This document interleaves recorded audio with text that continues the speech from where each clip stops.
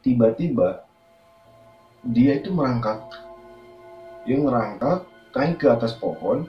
Sampailah di atas pohon, dia mengayun-ngayunkan badan dan kakinya. Di belakang gua itu ada yang nyaut. Kenapa? Takut ya? Pas gua nengok ke belakang, Assalamualaikum warahmatullahi wabarakatuh. Berjumpa kembali bersama kita di HTB Adventure. Kali ini kita bakalan melanjutkan cerita pengalaman mistis yang dialami oleh Rian dan teman-temannya yang melakukan pendakian ke Gunung Gede dan Pangrango.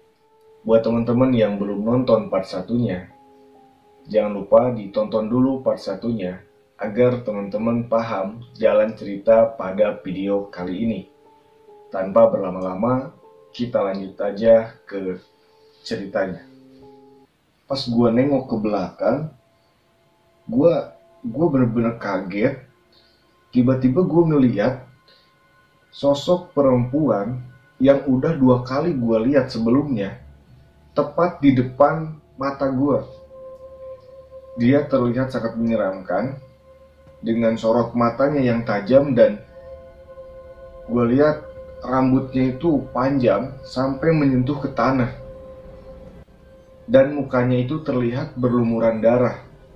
Dari situ gue inget omongan teman-teman gue kalau ngelihat hal-hal yang kayak gini, kita harus banyakin aja baca-baca ayat-ayat Al-Quran.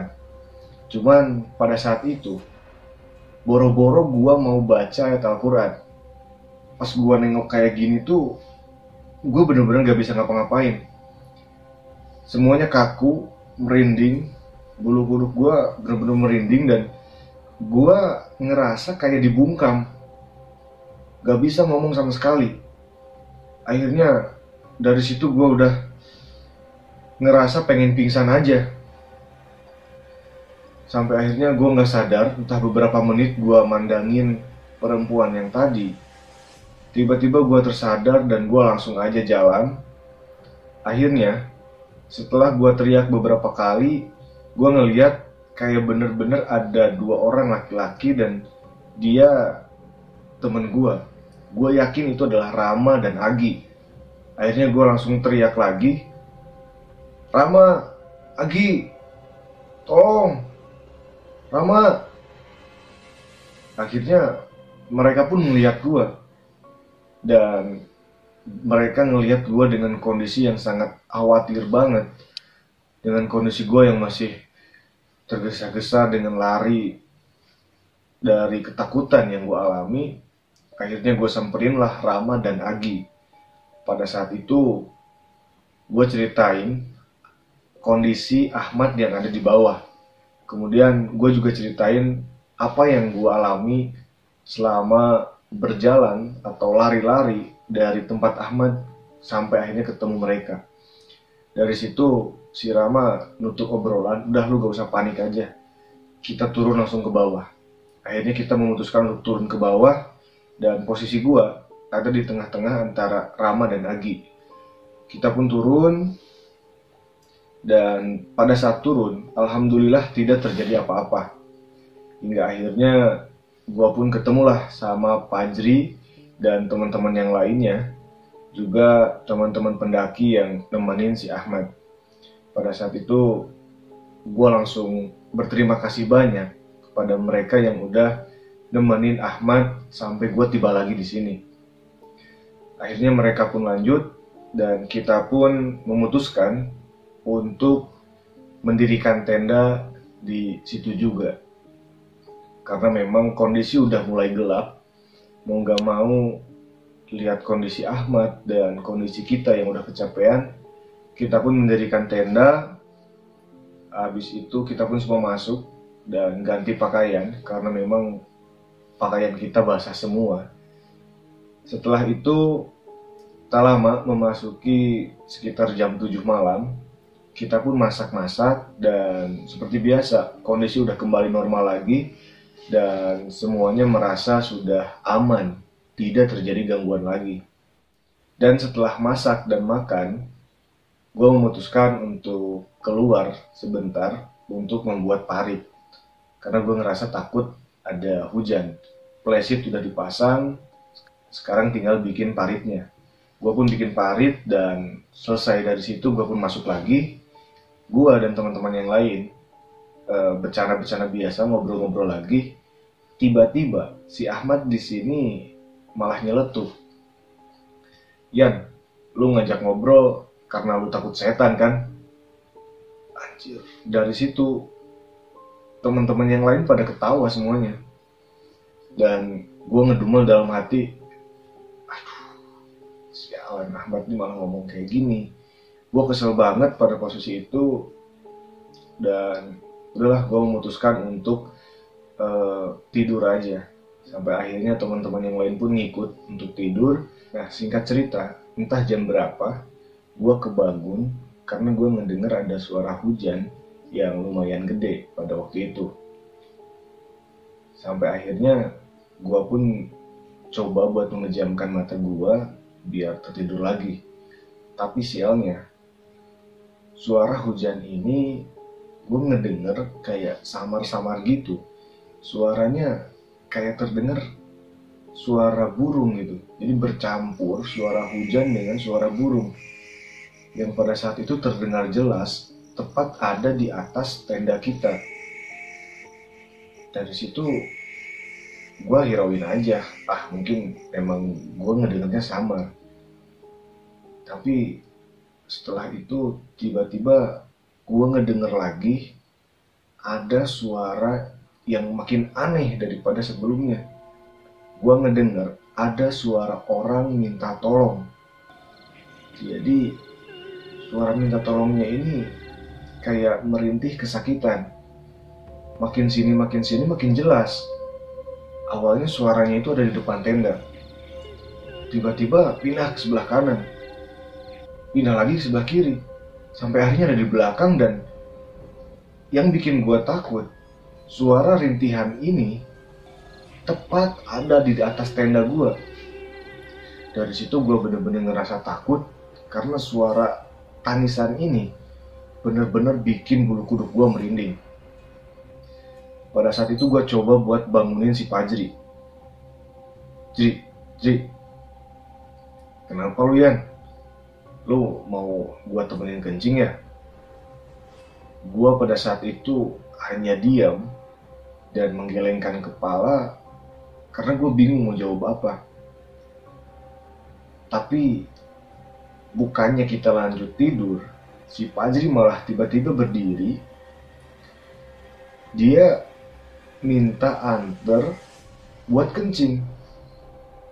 Dan dia minta tolong sama gue buat nyenterin keluar. Karena memang kondisi di luar itu terlihat sangat gelap dan hujan masih turun. Akhirnya dengan terpaksa gue pun bangun, ambil senter dan gue senterin si Fajri yang mau kencing di luar. Belum lama gue nyenterin, si Fajri sambil kencing tiba-tiba lari ke dalam tenda dengan kondisi yang dia aneh banget gitu. Tiba-tiba dia lari masuk langsung ke tenda. Di situ gue langsung marah sama si Fajri. Jadi ngapain sih lu lari-lari kayak gini? Kan bisa pelan-pelan. Dan kalian tahu jawaban si Fajri. Dia itu cuma ngomong. Jadi sambil lari, dia tuh cuma ngomong anjir. Kayak ketakutan gitu loh. Awas, anjir. Masuklah dia ke tenda. Pas udah masuk kayak gitu, karena gua aneh ngelihat tingkah laku si Fajri, gua tepukin lah pipinya. Ji, lu istighfar gitu. Udah Yan. Lu pokoknya jangan tidur dulu, lu temenin gua sekarang. Lu jangan tidur dulu pokoknya. Akhirnya gue pun nemenin si Fajri. Tapi si Fajri pada saat itu gak cerita apa yang sebenarnya terjadi di luar sana pas dia lagi kencing.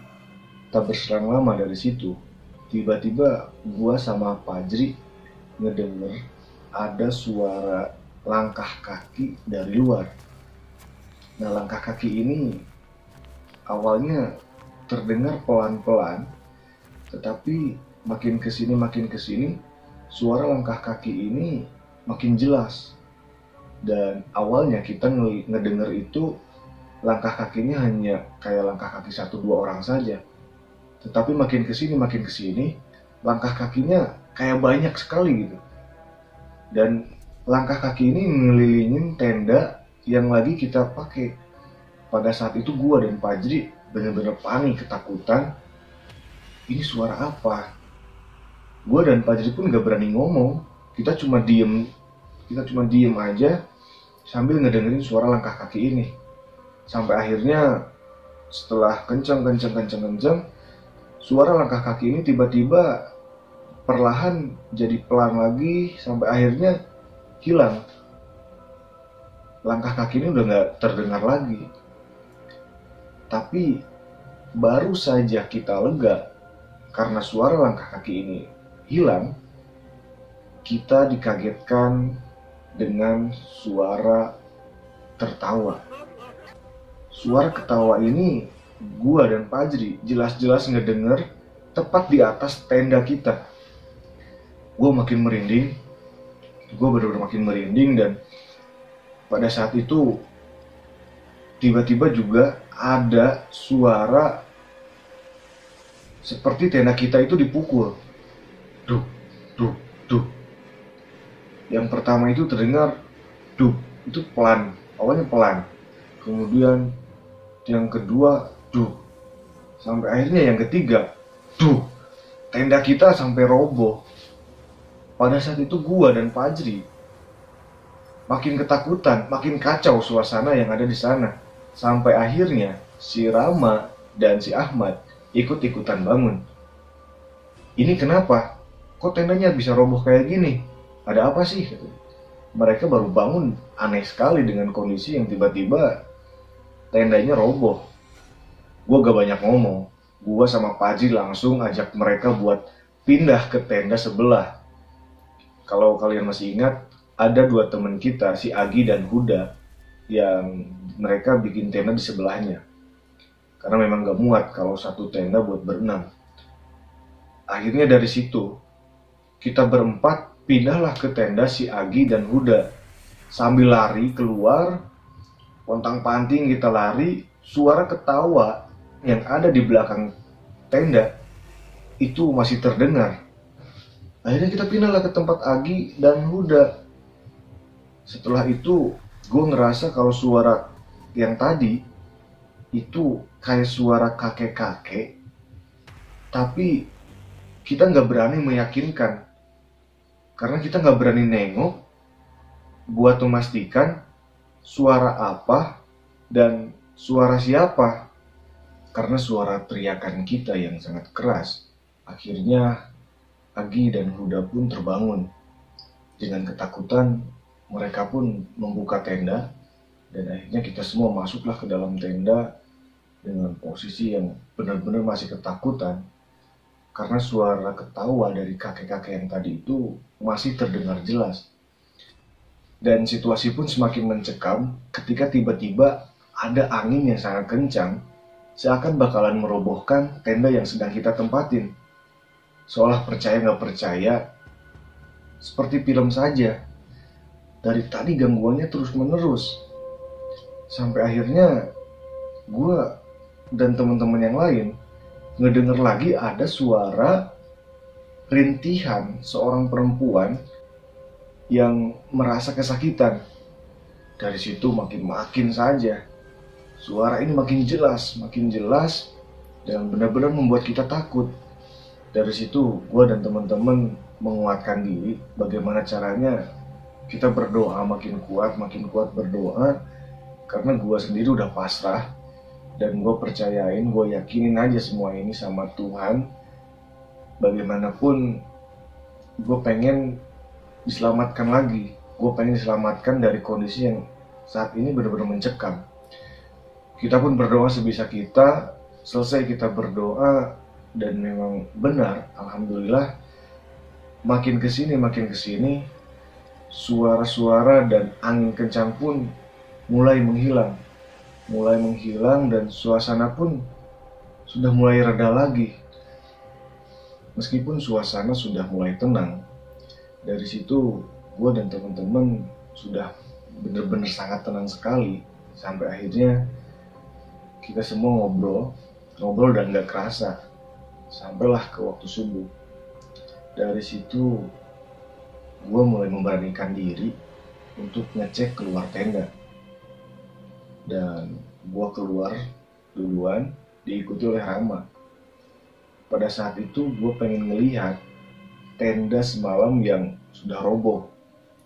Tapi anehnya, pas gue keluar, pas gue nyalain senter, setengah gak percaya. Percaya gak percaya, gue ngeliat tenda yang semalam kita semua udah tahu kalau tenda itu bener-bener roboh. Sampai akhirnya kita lari-lari ketakutan. Tapi tenda ini justru masih berdiri kokoh, gak ada yang patah ataupun yang roboh sama sekali. Gue di situ, bener-bener bingung, aneh dengan kondisi yang terjadi pada saat itu. Dari situ gue mulai kasih kode Rama buat masuk kembali ke tenda. Tapi sebelum masuk ke tenda, tiba-tiba Rama nyuruh gue buat nyenterin ke arah pohon yang ada di atas. Pas gue senterin, gue ngeliat kayak ada orang yang terikat lehernya. Terus gue ngeliat lidahnya ini menjulur dan matanya ini melotot seperti orang yang sedang gantung diri. Dari situ gue bener-bener makin kacau lagi. Tadinya udah lega, tiba-tiba malah merasa takut lagi. Gue langsung kasih kode ke Rama buat langsung masuk ke tenda. Setelah itu gue pun masuklah ke dalam tenda. Dan di dalam tenda sana gue memastikan sama teman-teman yang lain kalau memang di luar tidak terjadi apa-apa dan kondisinya memang aman. Setelah itu kita pun ngobrol-ngobrol dan gak kerasa ternyata di luar udah mulai terang. Akhirnya kita pun memutuskan untuk keluar dan masak-masak. Kita lanjut untuk sarapan pagi. Setelah itu gak kerasa sekitar jam 7 pagi, gue dan teman-teman yang lain memutuskan untuk beres-beres. Dan sebenarnya gue masih ragu antara melanjutkan perjalanan atau kembali ke base camp. Karena lihat kondisi Ahmad yang memang masih dalam kondisi yang sakit. Tetapi di sana Rama dan Agi meyakinkan kalau kita bakalan lanjut menuju puncak Gunung Gede. Akhirnya setelah diputuskan, kita pun lanjutlah sekitar jam 7, kita lanjut menuju puncak Gede. Singkat cerita, sampailah kita di Simpang Maleber. Dari sana kita pun istirahat sebentar, dan karena pengejar waktu, kita pun melanjutkan perjalanan ke alun-alun Surya Kencana. Nah, di alun-alun Surya Kencana ini, kita memutuskan untuk beristirahat lagi, dan karena waktu udah siang, kita pun masak-masak kembali untuk mengisi tenaga dan makan siang. Pada saat itu, setelah makan siang selesai, gue dan teman-teman yang lain memutuskan untuk segera melakukan summit ke puncak Gede. Nah, sampailah kita di puncak Gunung Gede sekitar jam 3 sore. Dan kita pun menikmati suasana di puncak Gunung Gede yang sangat indah waktu itu. Kita pun foto-foto dan sambil ngobrol-ngobrol, gak kerasa waktu sudah menunjukkan jam 4 sore. Gue ngajak teman-teman yang lain supaya bergegas untuk turun, karena memang kita rencananya dari puncak Gede itu turun ke Kanang Badak, dan besok paginya kita bakalan lanjut summit ke Gunung Pangrango. Akhirnya jam 4 sore itu kita turunlah ke Kanang Badak. Nah, di perjalanan dari puncak Gede menuju Kanang Badak, tiba-tiba cuaca ini mulai gelap. Dan setelah gue dan teman-teman jalan-jalan, turunlah hujan. Dari situ kita memutuskan untuk mengenakan jas hujan biar badan kita tetap gak kebasahan. Setelah itu kita pun turun dalam kondisi yang hujan. Dari situ kita malah terpencar lagi. Dan posisi gua ada di posisi paling belakang. Gua ngelihat ke depan masih kelihatan itu ada Ahmad dan teman-teman yang lain. Cuman jaraknya itu agak jauh. Otomatis gua dari sana jalan sendirian. Ada sekitar 10 menitan gua jalan sendiri. Tiba-tiba gua ngeliat ada rombongan pendaki, kurang lebih 5 orang. Mereka lagi duduk istirahat. Dan pas gua samperin, gua sapa seperti layaknya pendaki-pendaki yang lain. Gua sapa dari sana. Mereka sama sekali gak ngegubris. Mungkin mereka capek gitu. Cuman anehnya di sini mereka itu nggak kayak pendaki yang biasanya gitu. Kalau pendaki yang biasa kan kalau pas lagi istirahat tuh mereka pada ngobrol-ngobrol, bercanda-bercanda. Pas di sini tuh mereka beda, mereka diam semuanya. Yaudahlah, mungkin mereka kecapean. Akhirnya gue pun karena gue capek, gue ikutlah duduk di samping mereka.